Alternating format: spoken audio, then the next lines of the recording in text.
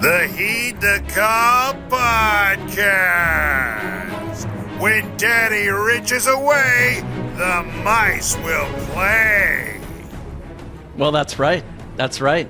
Yeah, I'm Marc Sessler here with Heed the Call. Dan Hanzus, our wonderful show host, is on vacation, and he deserves a vacation after a long and hard-working season. So we're going to take you through a little bit of news today. Justin is here with me, our wonderful producer. How you doing, Justin? I'm good, thanks. Thanks for that. Yes, we're going to hold down the fort without Dan here. I think we got a great episode that Dan is very much a part of. He's just not here right now. He really is, because we spent just to be real with the listener and the viewer. A little filmed at a time. We're doing some news today to catch up with what's happening here on Monday and Tuesday. But we've got Josh Norris and Hayden Winks from Underdog to come on and talk all things draft with a special focus on running backs and wide receivers with a little Shedeur Sanders news as well. And we'll dig into that. That's going to be really fun. I think also we've got to raise awareness about the fact that, like, our Patreon, if you're not part of this, there are some cool things happening. And I'm not the first person to go sign up for stuff left and right. I understand where you're coming from, but we have got a draft day rewatch coming up on April 17th. And is that the first thing I want to do? Because I'm, right in the crosshairs of having, this, if you're watching on YouTube, this review that I gave over a decade ago, I believe, which has stained my career. We've talked about this, but we're going to watch draft day and give it a real review. And then we are actually on the night of the draft. This is cool. Thursday night, we're going to have a fleet of guests, a bunch of friends, to go through a big chunk of round one and really do something we've never been able to do. We've never been able to do it that way. And so, Justin, you'll be a big part of that because you are draft plugged in. We crossed 20,000 subscribers, Justin, this weekend on Patreon. On YouTube. On YouTube. That's pretty great because we started from literally zero, the number zero, if that's a number. It's less than a number. So there we've done that on YouTube. Patreon's growing. Everything's growing. So let's dig into a little bit of news, and then we'll take you to the meat of the episode, which is Josh and Hayden. No, but when I was in high school, they called me Waffle House. Waffle House? You know what? I'm not going to use that. Know why? Why'd they call you Waffle House? Because I'm always open. Ooh. Do you want to take us through some of these topics? We don't have too many here, but there are a couple things happened over the weekend for sure. Yeah, we missed some news last week that we're just going to let slip away and not discuss because it's kind of old now. But some things over the weekend. Julio Jones, Tennessee Titans legend, probably where he's most famous for, has announced his retirement. The 2-time first-team All-Pro, 3-time second-team All-Pro, 7-time Pro Bowler, member of the 2010s All-Decade team, was widely hailed as the best receiver in the league for a good portion of his career, has called it quits. It's interesting to me because just in the world, in the universe of our own show, he played for your team, the Titans, not during his heyday per se, but it was the Cleveland Browns. If you go back to draft day 2011, that I'll never forget. I was at the Cozy Inn watching the draft. I wasn't on shift, and I was just like, Cleveland had the number 6 pick, and they desperately needed game changers. They needed someone to come in and spark that offense. And the front office of the Cleveland Browns trades away the number 6 pick to the Atlanta Falcons. And Cleveland does what they're trying to do, is to accrue multiple selections. Here's what that turned into for Cleveland before we get to Julio Jones. Phil Taylor, a defensive lineman who was stout for a number of years and then faded away with injuries. Greg Little, who made very little impact. A fullback, Owen Maricic, I believe, who I was high on for about a week and a half. And Brandon Weeden, the quarterback. This is what you got for Julio Jones. And Julio Jones, who I think had one of his best seasons during that Super Bowl run for the Atlanta Falcons, was just an absolute dominator. And he announced his retirement on 404 Day in Atlanta, which celebrates the culture of Atlanta, and he praised Matt Ryan, number 1. What an incredible career. I know that you didn't experience so much with the Titans, Justin, but this is a Hall of Fame, dominant, powerful, strong-handed physical specimen. Yeah, some of the moments that stick out to me are when he mossed Luke Kuechly deep down the field for a huge win over the Panthers that one season, and then obviously some of the catches he made in that Super Bowl that Atlanta sadly blew the lead in. Some of those plays were just unbelievable, and yeah, I do think he was the best receiver in the league for a good portion of his career, and he was in that same draft as AJ Green. And I also think that the story you just told, Mark, let that be a lesson to teams looking to trade down in the draft. Like, it's only a good value trade or whatever if you hit on those picks, and the more picks you get, the more you have to hit on for it to look like a good trade. Whereas if you just draft a player and he busts, that also doesn't look good. But I feel like the majority of the time when you trade down like that, both teams lose, because the team coming up usually misses and the team going back usually misses, because most guys are not as good as fans expect on draft night. No, you're right. And I think that we've maybe moved out of the age of the accrue massive draft pick capital, where like it's 4th and 5th rounders and stuff, where like go get the star who becomes the leading yardage and reception leader in your franchise history over a decade, sells tickets, changes what we think about the team. You are right. In that Super Bowl, it's kind of forgotten. There was this incredible like 25, 26, 27-yard catch he had down the stretch that had they won that game, that would have gone down as lore, but it's completely lost in the undertow of everything that happened since. But what an incredible player. And like, I don't know. Whenever I watched him, I was like, this is exactly what a modern day, super powerful, sizey wide receiver is. He was a dominant physical being. And I thought that like he fit with that Matt Ryan offense so well, especially when Shanahan was there.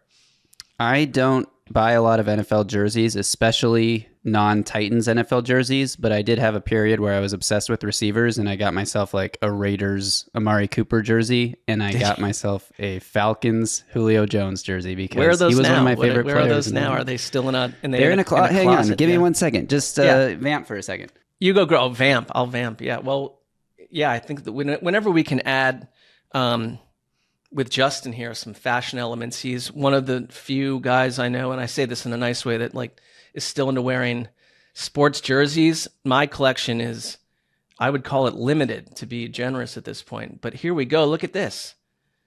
That looks good on you. Thanks. Those are nice colors for you. Look at that. He was the one of last my time you favorite wore players. that out in public? When's the last time? Years. Probably the day the Titans signed him, I probably went and threw it on just for the hell of it. Well, you got that quickly. Your closet is very close. Are you in your bedroom? Like, I'm in my studio office room here in our nice house in Texas, and when we were putting our clothes away, we got to my jersey collection, and Jessica was like, we're not keeping these in our closet. Put these somewhere else. Put them in your office. And I was like, okay.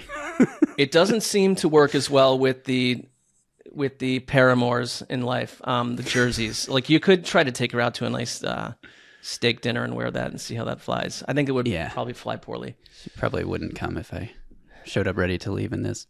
We got other news, Mark. We got another retirement here. Dolphins left tackle Terron Armstead announces his retirement. It was largely expected that he would not be back with the Dolphins this year, whether he retired or signed somewhere else in free agency, and he has retired, which leaves a little bit of a hole at left tackle for the Dolphins. They drafted Patrick Paul in the 2nd round last year, and it will be on him to step up and step into that role and be a good player, because if he's not, the Dolphins' offensive line looks to be a little shaky there. He missed, I think, 11 games over the last 3 seasons. And when he was out, it seemed to happen at critical times. And their offense was so different. I mean, he completely changed the Drew Brees era Saints. It's funny. I watched this thing about him when he was drafted and talked about being young, that like a lot of kids, like your parents can be a influence in getting you into football. And like, he didn't want to play football. He wanted to stay home and play Nintendo, and like the dad would drag him to the football field. Then he started to realize he was very good. But I think he needed a knee replacement, was what a doctor said. And so at that point, you're 33, you made a lot of money. I think you make tough decisions. I don't know if I think the one thing I think that's changed in football a little bit, if it was 1991 or 1981, maybe you fight through that, but like, you've made a tremendous amount of cash and you've done a great job. And That's a big loss. If I'm the Dolphins, they've got the 13th pick, I believe. Like, I focus, and they've got multiple in the 3rd and 4th round. They've got multiple picks. 2nd round too, I think. Like, I would go and focus on both lines. Like, their offensive line cannot kind of always be a Terron Armstead injury away from being C-. Yeah, and they lost Christian Wilkins to free agency a year ago. Never really replaced that guy, so they could use an interior defensive lineman, offensive lineman. Can't wait for the draft. It's going to be interesting. Last piece of news here, besides Trey Lance signed with the Chargers. Cool. Joe Milton. You don't care about that. I asked you about that pre-show, and you're like, don't care. But it's like, your point is that if we're watching Trey Lance in meaningful games, we've got issues. But I do like the idea of Jim Harbaugh with Trey Lance, just to see, can finally someone turn the switch on here. Yeah, can he be a quality backup? Because I think at this point, unless he is Geno Smith 3 or 4 years from now, his chance to be a starter is probably gone. But this was almost a week ago now, but we never talked about it here, and I just wanted to shout it out because you've been talking about it for a while. Oh, yeah. Joe Milton traded to the Cowboys, and it got the talk shows. I think LaShawn McCoy or somebody said, Dak Prescott, you better find a realtor because this guy can play. Like, what are we doing? That was a little extra, but I do think that I was treated like a leper when I suggested this trade might happen, maybe a year ago or so. And I really believe that he's, why not take backups and quarterbacks with this kind of potential? They got it for nothing. Like, it was a nice job by Jerry Jones, and you never know. You never know. I think it's kind of a tough spot for him because it's kind of like Trey Lance where he was there. It's like unless a disaster occurs, we're not going to see the guy. But I am a little annoyed personally. The Browns didn't just drop a 5th round pick on this guy and see, hey, let's explore. But they are not in the exploratory mood apparently, unless it's for an edge rusher at number 2. So have a nice time. No. I think it's going to be Travis Hunter there, but we'll talk. I hope so too. I think Travis the Colorado workout. And they took him out to dinner, and you've got the whole ownership group. Like something, like the tide seems to be turning a little bit there. Yeah, and we'll talk about Travis Hunter soon here with Josh and Hayden. You want to do this little Luka Doncic thing? Yeah, well, it's an ad read from our company, and we respect our company very much. They're wonderful people. Okay, so let's we're gonna get to Josh and Hayden in a second. But first. Did you know it's already the last week of the NBA regular season? I actually did not. Why did I think that happened? I'm not a huge basketball guy, but that's already unfolding. So the playoffs go on for literally a 1/6 of a year.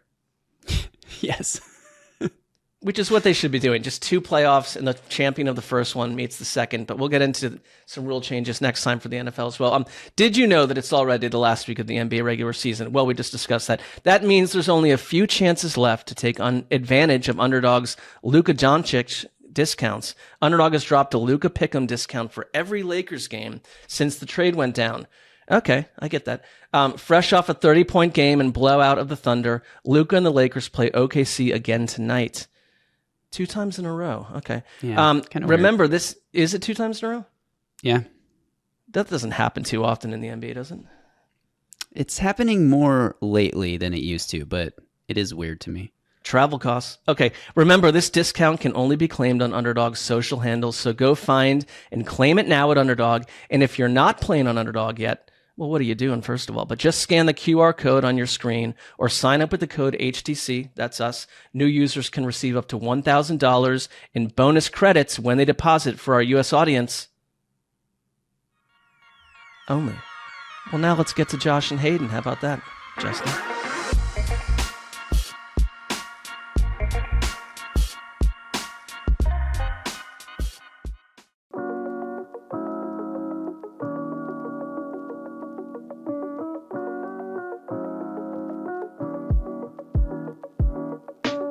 Josh and Hayden, these dudes are so versatile. Norris and Winks, Underdog's movable chess piece. Wow. What a theme song. Yes.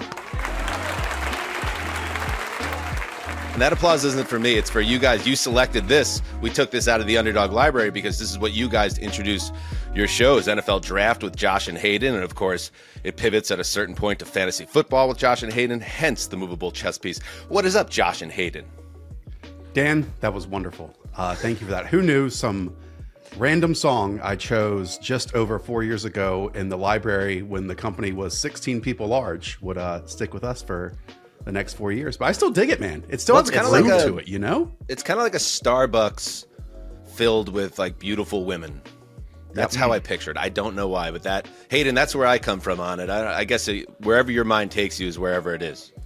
Yeah, I was just hoping for the verse 2 with Sessy to come through for us, but maybe the next that's time the end of the segment, through. Mark. Okay, good. That is. Mark, that is. how do you feel about a Starbucks full of beautiful women? Well, I'm pro. I would say not con. I'm pro. So sign me up. I like coffee. I like beautiful people. What's up, guys? We appreciate you giving us some time. You are cranking out the content right now, and it is high-end content. And our job here at Heed the Call, Josh, is so we don't proclaim to be draft experts. So we talk to draft experts and we learn as things go. And then by the time we get to April 24th, we pretend that we are experts. And then by the time people like figure out, wait, they might not be experts, it doesn't matter because it's over. It's like one of those deals. I love that, Dan. I will peel back the curtain a little bit. We were asked to come on this very established and fine program, and it was still up in the air what we would talk about. And so while you don't proclaim to be a draft expert, I don't proclaim to be the gimmick god like you are when it comes to creating topics for shows. And so when I gimmick seems like a cheap way to describe what I do, but yeah, go ahead. Continue. So when I pitched today's, I did have this sinking feeling that Graver was going to come back and be like, Dan absolutely hated that. We're not doing it. But it was passed. And we'll see like your true feelings once this comes through. No, the gimmick is, I don't know. Let's go with theme at the very least. The bit? Still too low? Gimmick feels a little low grade, a little project. How about in all seriousness, Dan, like, yes, that is a really difficult thing to do, you know, rather than just speak on the news of the day and title that each episode. It does take some real creativity to come up with some type of, I'm going to use one of these words again, catch that or theme that brings people in and draws them in. And, you know, it's a package for the entire episode rather than just, you know, this is why. Yes, you're right. Thank you very much. I'd like to be called an episodic auteur. How about that? Okay. You're a bit of an Andy Kaufman when it comes to NFL podcast scenarios. And I don't do it alone. I got like Sessdog here. It's like the in the Matrix, that pairing, you know. Problematic sometimes. Let's get into it. Let's talk about it. And the theme for the auteur at work today, in this case, Mr. Norris, apparently, is the running backs and wide receivers in the 2025 draft class that have superpowers. Ooh, I like that. So, you know, like guys that have something that you covet on your team, right? The things that are difference makers, that are separators. That's beautiful. Yeah, they were born with it in some instances. So I can't wait to do this. Yeah, so why don't we start with the guy that I think is the most exciting player in this draft. And Hayden, for instance, you called him football's Shohei Ohtani. I refer, of course, to Colorado's Travis Hunter. And there's so much to him that you could pick, I guess, to categorize his superpower. But what would be the superpower that he possesses? Yeah, we were talking about movies before this, and I went to The Incredibles from 2004, and not Mr. Incredible, but Elastigirl. That's who I'm talking about, who, by the way, they made uncomfortably thick for a child's movie, but that's just beside the point. Elastigirl is a different era. Yeah, exactly. Bendy, super fast, just at the catch point, which is the best thing about Travis Hunter.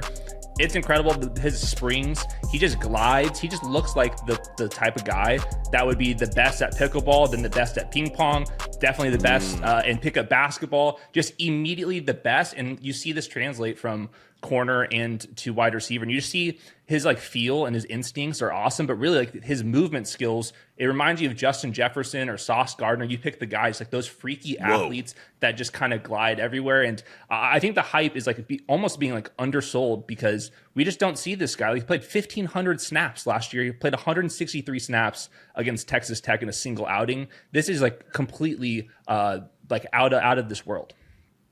Yeah, 100 snaps in 11 of 13 games this past season. It's preposterous what he is doing. We all watch a ton of football, and when someone just moves differently, you really attract to them. You notice it, and that's exactly what he does. And, you know, he really should be the main focus of this entire draft process because when we were talking to our friend in general, Albert Breer, at the NFL Combine, it felt like everyone was in the camp that he was going to play cornerback and then just shadow at wide receiver every once in a while.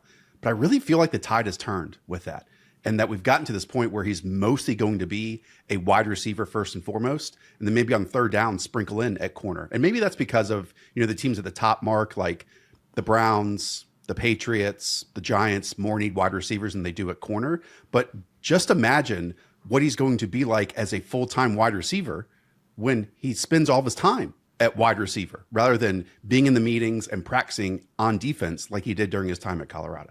Yeah, I just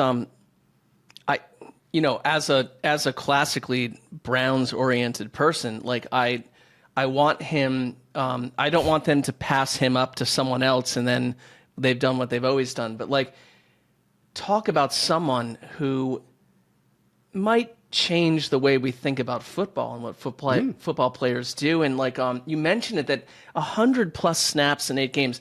I guess my question would be, because as a receiver, what I saw like watching your guys' tape on him, but other stuff too, is just like circus catches and willing to take punishment. Like this guy is just a natural. He's sort of just an absolute football natural. Like, do you think that amount of work and workload works in the NFL, or does a team and the right team need to pick a specific lane for him? Yeah, to add on to that, I think that's coming across my mind right now is durability. Can this actually work? Or do you have to kind of play him the way, let's say, Dion was 30 years ago, where it's like he's the shutdown corner. You could send him out there to try to make some razzle-dazzle plays, run some go routes, but that feels like almost a waste. The way you're explaining his skill set as an offensive player, he's so much more than that, right?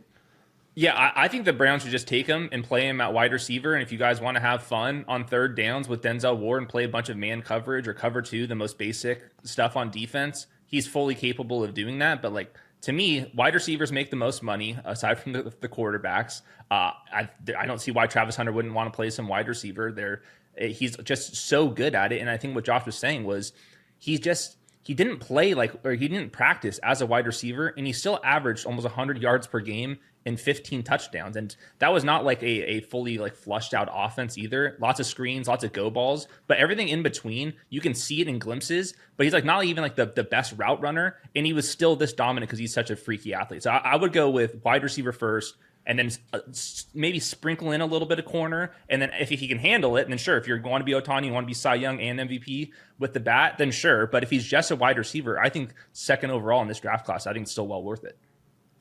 And not to get too detailed here, but what really flashed, other than just his circus grabs on back shoulders and extending away from his frame, was how he handled zone coverage. And I think it's because of, his experience at cornerback, where he doesn't just sit in, that first window. He'll move and be his quarterback's best friend and find the open space. I mean, we go back and right now, we have 15 wide receiver prospects on the channel. And I don't know if I've found like a better zone wide receiver yet. And these are guys that have been practicing at wide receiver since they were a freshman in high school and have all these, time on task and reps at it. And it's just, like you said, Mark, it's just all coming natural to him. And I don't mean that in a negative way. It's only a positive way, because when you put the reps in, to me, there's only going to be like the sky's the limit when he moves like two of the best wide receivers of the last decade, like Odell Beckham and Justin Jefferson.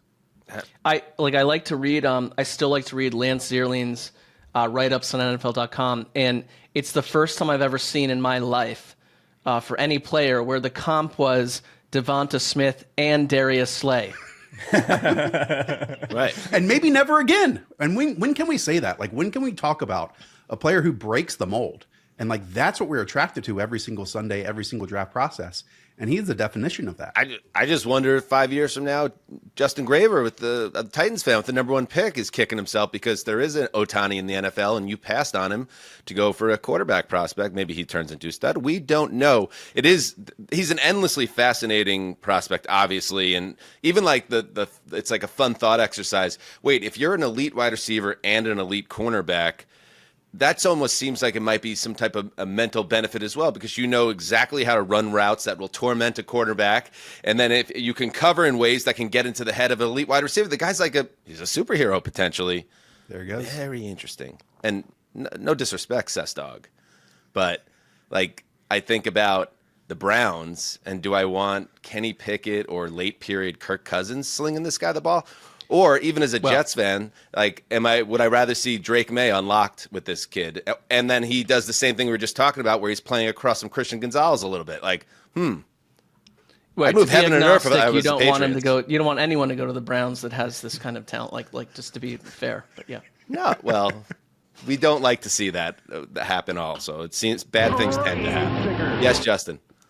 What if it's Shador Sanders slinging it to Travis Hunter? What if we see one of those CJ Stroud, Will Anderson, but in a way different way where it's Travis Hunter at the top of the draft and then back end of the first round, here comes a trade up from the Browns. Spicy, Justin. I like that. All right, let's move on because we got to get through a bunch of guys here, and I don't want to keep you guys too long. All right? Do another wide receiver, Hayden. Washington State's Kyle Williams. What's his superpower? Yeah, this guy just teleports, and he does it in 2 ways. I think that the number 1 way is immediately at the line of scrimmage. We're not talking about a slot receiver. We're not talking about a guy that you put in motion, like legit X receiver. He doesn't have like the big X receiver size. He's 5'11", 190, but he teleports at the line of scrimmage with his releases, inside step, and then immediately he's back on the outside to step up and hit these huge vertical patterns. And the other way he teleports is the second he's got a step on you, he's all of a sudden got 4 steps on you. So he's an older guy. He's played in school for a while. He was at UNLV and then Washington State. And that's why I think he's the sleeper of this draft, because like who in their right mind is watching UNLV and Washington State tape? But I did go back and I was curious about Cam Ward, speaking of him, who was his teammate back in 2023. And the go balls in 2023 at Washington State with Cam Ward and Kyle Williams were spectacular. So I think this guy is being slept on. I'm almost wondering if the NFL is in on this and that the media is a little bit slow to this. And I am getting kind of curious if he's actually going to be a top 50 player instead of somebody that's in the consensus boards outside the top 100. See, Dan, this is uncommon because Hayden and I never compare notes ahead of these prospect profiles. Smart. And we're actually going to record this one right after we do this show. So I get a little taste. We're f***ing up your process, in other words. We apologize. I was spinning it in a positive way. No, see, this is the havoc that gimmicks can wreak upon us all. In all sincerity, it's Hayden's fault. He picked him, for God's sakes, for this freaking program. In all sincerity, I saw Tyler Lockett when watching Kyle Williams. It was some beautiful go ball stuff. And he is the, again, definition of if he's even, he's leaving. And I'm not going to say at 5'11", 190 that he's going to go up and grab these contested catches and pluck them out of the air, but he also has late hands and lets them fall to the ground or fall into his hands. It's one of these where we saw so many wide receivers in free agency, like Tutu Atwell, for example, or De'Ami Brown, get like 1 year, $10 million contracts because they still had that vertical juice. And like, no matter what, even if they were considered bust until their final year of their rookie season, the NFL is just going to give them chance after chance after chance. I think Kyle Williams can do more than those 2 players. And so I wouldn't be surprised at all if we see him as like an early 2nd round pick because of this superpower that he brings to the table. I kind of like him to like someone like the Bills, where like you bring this sort of home run potential to an offense that's trying to add weapons. Is that sort of what he is? Just kind of like a deep threat? I mean, I personally saw him and like I was trying to like not get too carried away with my comps here, but I was starting to find some ridiculous comps because there was snaps where like 3-by-1 sets, he's the isolated receiver on the backside, press man coverage, slant routes, just creating separation. In the screen game, he averaged 13 yards after the catch on his screen receptions. He runs 4.4 speed, and he's doing this at X receiver. Like, pick your favorite wide receivers in the NFL, and like that's the type of production that they're doing. So I don't want to like make some unserious comps and he goes in the 3rd round or something like that. But Calvin Ridley, like those type of guys, like I see a lot of similarities with Kyle Williams. I think he does more than just like a one-trick pony vertical element. Why not reunite him with Cam Ward with the Tennessee Titans in the 2nd round? You know, like right. to me, that I love when pairing, teams do that. Playing to our producer, that's always a good move too. The old Burrow Chase move. I love it. Yes, and guess who was the offensive coordinator when they did that? The now head coach of the Tennessee Titans. Yeah, not anyone knew. I mean, how many you're about to championships in a row will the Titans win after this draft? That's the only question. I will say, when they were together, that was not Cam Ward's best season, and that was also not Kyle Williams' best season. So that is one possible wrinkle in all this. Fair retort from Hayden. All right, Josh, how about you tee us up? Superpower of Missouri's Luther Burden. Yes, Luther Burden III. He is the Human Torch because he's an Nice. explosive play waiting to happen. Again, when watching these prospects, you see some who are good with the ball in their hands. You see some others, like we just talked about, who have great straight line speed. And to me, you rarely find a prospect who excels in both of those areas to the degree that Luther Burden does. And when I was going back and watching all these wide receivers, 2023 Luther Burden was the most fun I had when watching prospects at the position. Like, he was total dynamite. There's a chance he took a manufactured touch to the house every single time he had the ball in his hands because the juice that he brings. He has shocking strength for his size on top of it. And I thought he won downfield with that same speed and excellent hands to pluck the ball away from his body. I mean, he forced 20 missed tackles in 2023, 30 forced missed tackles this past season, which is the most in this draft class. So he almost has like that sixth sense yards after catch capability that, like, when you see it, and it's different than everyone else on the field. And that whole kind of middle ground area that we're talking about, from yards after catch manufacturer stuff and then deep shots, definitely there's room to grow and to improve on. But with just those two ways, with how the NFL is searching for explosive plays, I think it's going to be a major asset to whatever team drafts. And I watched your video, the two of you on this, and Hayden, I captured a quote, "One of the worst route runners I saw." Yep. So you guys you're not on the same you're not in the same church on this one. Yeah. Yeah, I mean, he's better than the Malachi Corley. Not to take a shot at Dan over there. He has Malachi Corley, no matter what. Yeah, I mean, there's a Malachi Corley plus element to Luther Burden. I will give him that. Oh, so it's just that's disgusting. He can win. He can win on the slot fades, and he's a legit 5-star guy. I just didn't see 5-star like ready to go immediately. But his best plays are like maybe top 10 overall selection stuff. It's just the consistency, and I do wonder if there's other things going on with him. Now, Dan, I will add, I have no idea what happens behind the scenes. I do go and watch, some of these prospect interviews that they have with the media. I will declare that I don't think Luther Burden's ever going to be a podcaster with the way he speaks to people as a conversationalist. It's a good thing. Yeah. So I don't know how teams are going to believe in his work ethic to improve, because it's never a good sign when your production declines your final year in comparison to your sophomore season. But man, I just think a top end athlete like this that already has those two ways where he literally makes game changing plays on every single contest he enters, that hopefully we can fill out and improve the other areas. And if not, Rashee Rice, for example, certainly was not a full route tree, full field player. But when you go to a coordinator that utilizes those skill sets and gets players in areas where they win, again, they change games. And I'm hoping Luther Burden falls into one of those categories. All right. Here's another guy that could bring some debate, Josh, because just reading up and listening to you guys and the way you're describing this player, TCU's wide receiver, Jack Bech, that I couldn't, as I'm listening to the buildup here, what's the line between versatile, like you guys, and the dreaded tweener? And where does Jack Bech fit in our league? It's a tremendous question. First of all, if we're going to give him a superhero name, he is the shapeshifter, because he has literally played everywhere. As a freshman, this gets to your point. At LSU, when he outproduced Malik Neighbors and Brian Thomas Jr. that year, He played basically inline tight end on 128 snaps and then like an F move tight end. Then, in 2023 at TCU was an 80% slot player. And this past season, he was 70% out wide.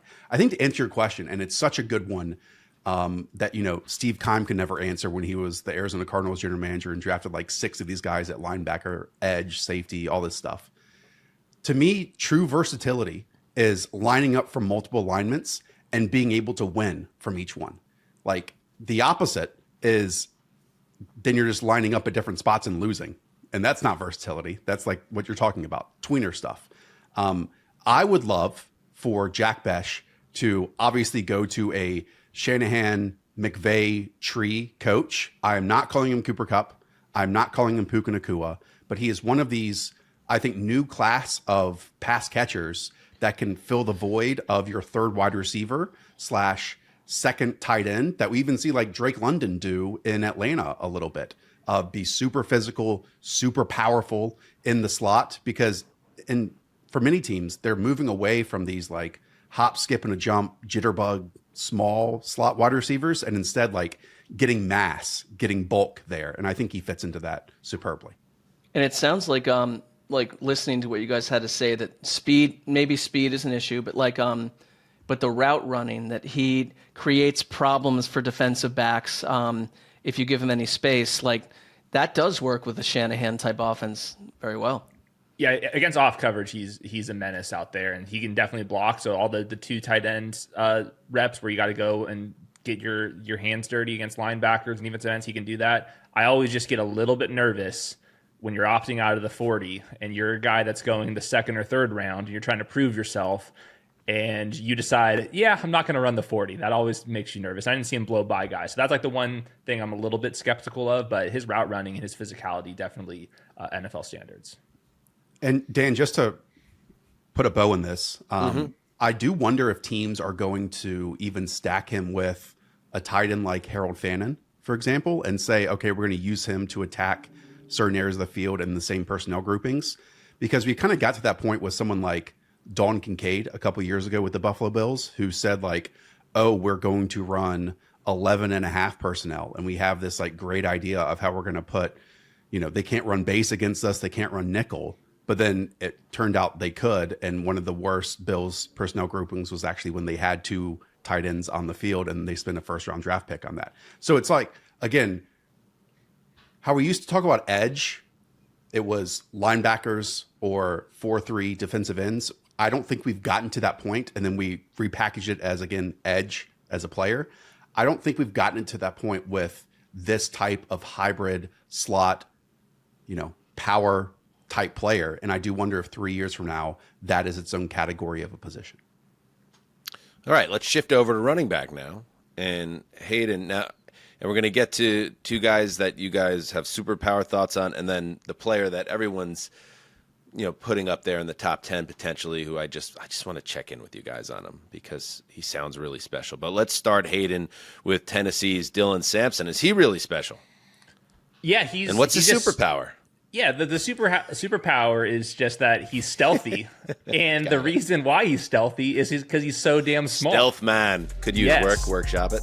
Yeah. 5'8", 200 pounds, and I have not been in love with these type of guys. But then I watch Bucky, Kyron, other running backs all of a sudden just tote the rock, and he looks very similar to those guys. So I think that he hides behind his offensive line really well. I thought his vision's very good too, and I think that he's stealthy because he also surprises people because he's so dense at the contact point where he actually breaks enough tackles, and he's also stealthy and that he runs right by a lot of guys. He's like a legit mid 4.4s type of player, which is actually a little bit faster than the Kyron Williams type out there. 20 years old, had 22 rushing touchdowns, and one of my favorite stats looking at the draft this year, he had 36 short yardage attempts. He picked up a 1st down on 33 of them. You just don't see guys with that build have that type of vision and contact balance and power at that size. So he's pretty interesting to me. I think he's going to be a 3rd rounder. I think that he can carry a big workload. You just don't see like 200 pounders with that ability, but I think that Dylan Sampson fits the bill. Like I'm 5'8", 150, and he's 5'8", 200. If you were to add 50 pounds, well, I would assume it's not muscle onto me. We'd have an interesting type of athlete in that scenario. He's also 35 years younger, so there's other advantages he has as well. Yeah, vision. That checks out. How about this, Josh? This is someone we discussed. We discussed his backfield mate, Quinshon Judkins, last week with Connor Rogers. Ohio State's TreVeyon Henderson. Superpower? Well, I did dig deep to find a superhero or villain that matched the skill set, but there was a Spider-Man villain called The Wall. That is a deep dive. Which, if you want me to go the backstory, I quickly can. His name was Joshua. He worked behind the scenes at Mets games, apparently, and he another Queens product like Peter Parker. Exactly. He had a building accident, and a wall fell on him, and he literally turned into the wall. But we're running out of ideas there. This is late period Stan Lee, obviously.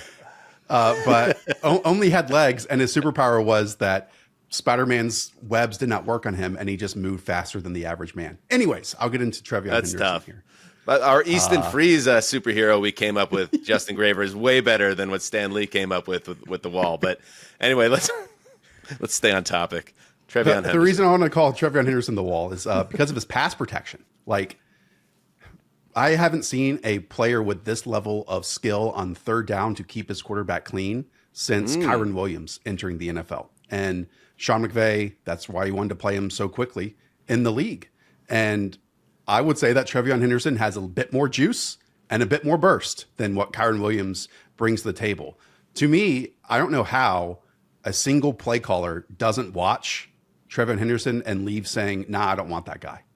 Like, he is a big play waiting to happen in both the receiving game and explosive rushes. And then because of his pass protection ability, in my opinion, you can leave him on the field for all three downs. Like, he alters the fabric of an offense immediately.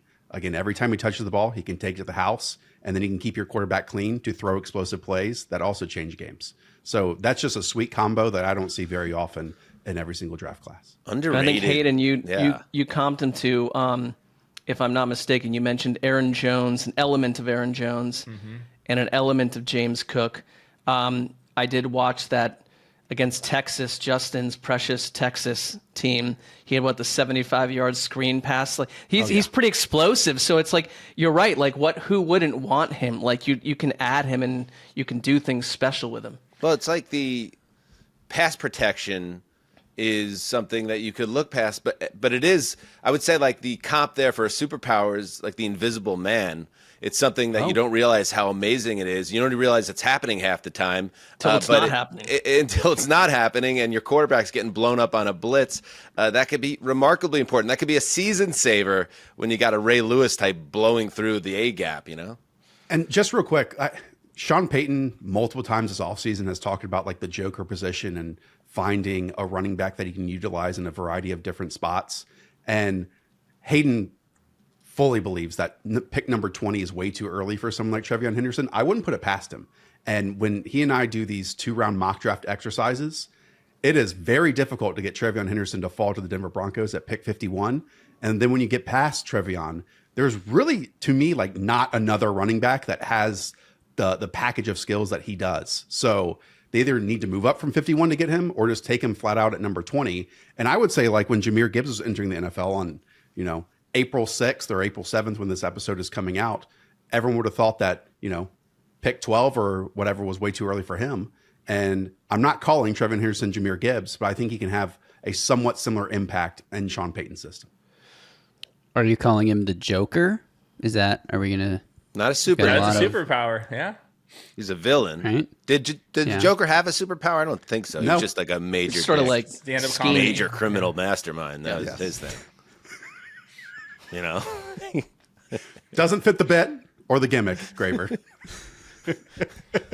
But it was good. I tried. It was a good attempt. All right, before we say goodbye, yes, everybody already knows about Boise State's Ashton Jeanie, but I want to pull out something that Hayden, and again, check out all the content that Josh and Hayden are pumping out right now. I really love the bite-sized shows that you're putting out for each prospect, and I checked out the one on Jeanty, and this really got me going. Hayden, you've been doing this a while now. You're a young man, and yet you have models that go back to 2005. I don't know how that.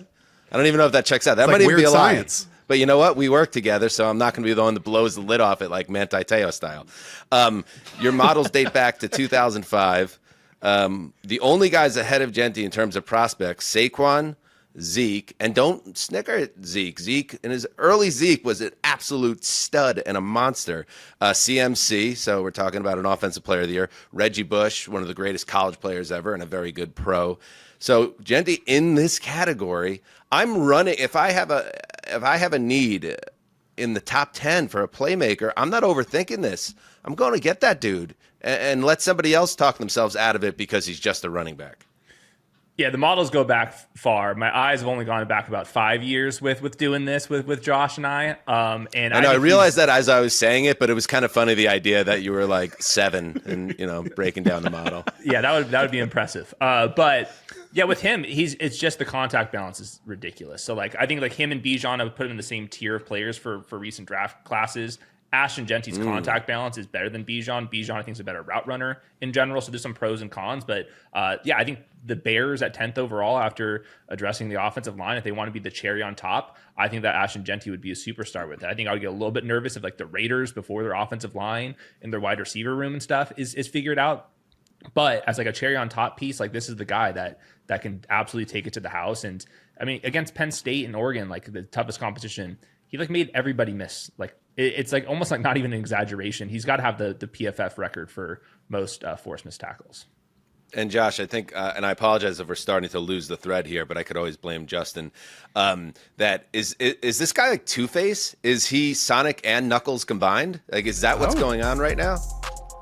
Wow, what a great! You must have some young kids that are into Sega. Games, movies, gamers. I mean, I've seen all of the Sonic films in person. I've spent, if I do the math, probably over $175 with concessions. Probably like $500 on those damn movies. Yeah, they're actually not bad. Carrey is tremendous as the heel. Plays a great heavy. Jim Carrey, a big through line through this episode. Yes, I think that comparison is fantastic.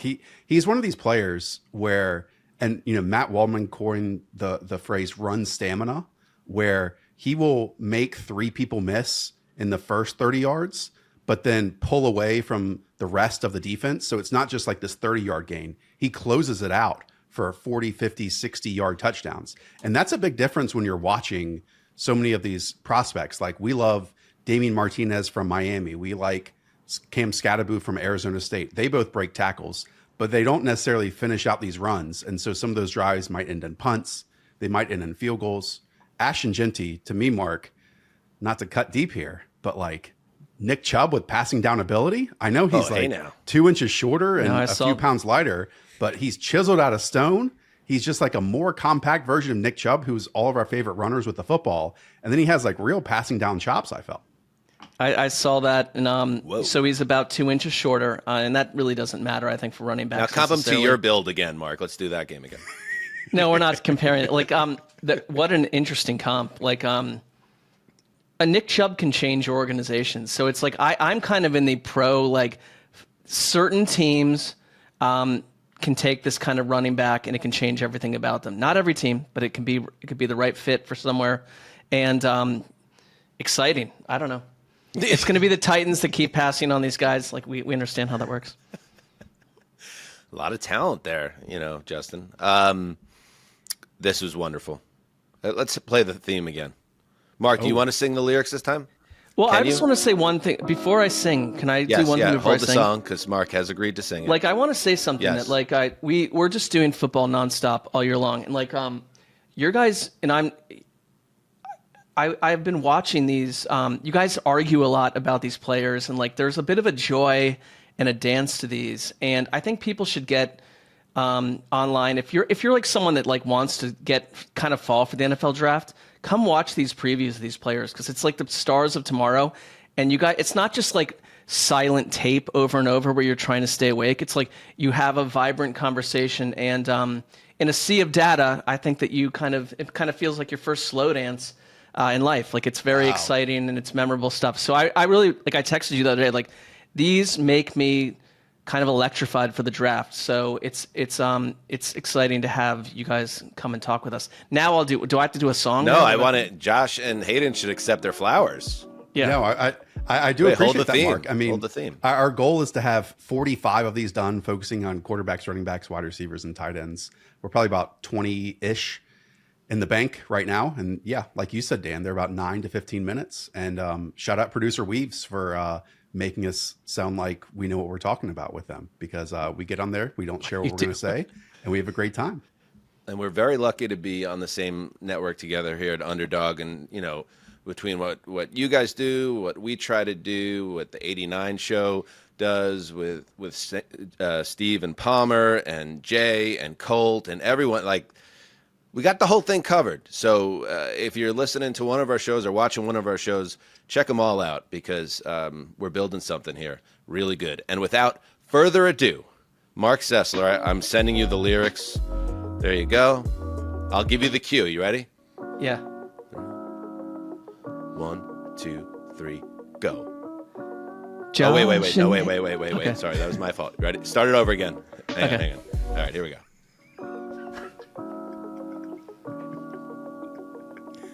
Josh and Hayden. Look, I didn't give you the cue. I don't know. Like, we're all over the place. Now it started at 3 times. All right, well, one more time. Yeah. Sorry, guys. I know you have another recording to do, but Of course. my talent can't hit a cue.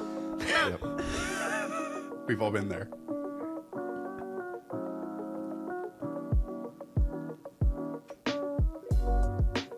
Oh my God. Mark, did you have a stroke?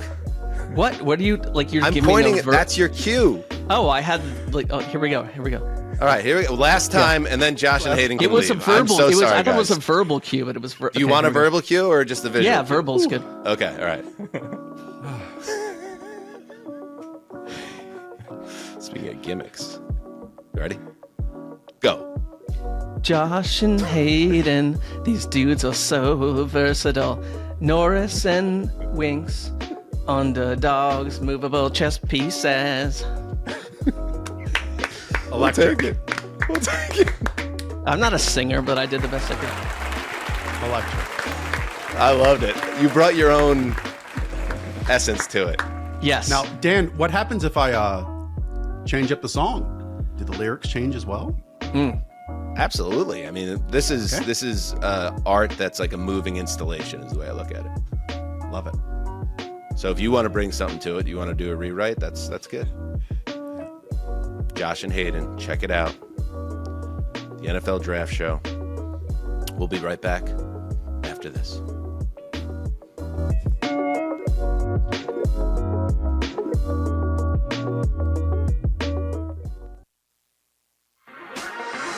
All right, well, here we are. Like, we can act like that just happened 2 seconds ago, but it happened just a couple days ago. We like to be authentic and real with the audience.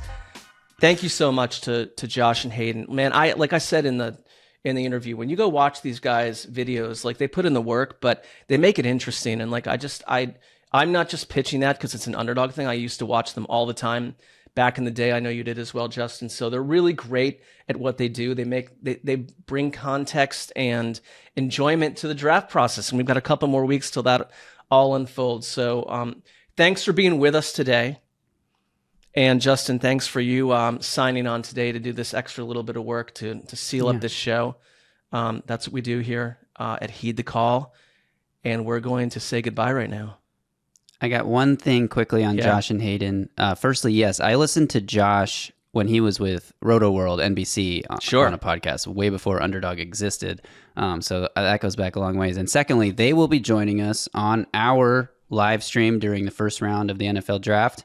And after the first round of the NFL Draft, Josh and Hayden are doing their own live stream. So you should just hang out on draft night with your favorite Underdog content all night long. Start with us. Check them out. When their stream's over, we'll have our round one recap probably up by then. So it's just like, it's going to be a great night of content. We signed them up for extra work, but they did not sign us up for extra work, which is telling. But we are thankful for that as well. So, and away we go.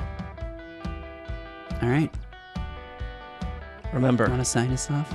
well, there's one thing you got to do. If you're Justin, or if you're Hayden, or you're Josh, or you're listening, you got to do one thing. Heed the call.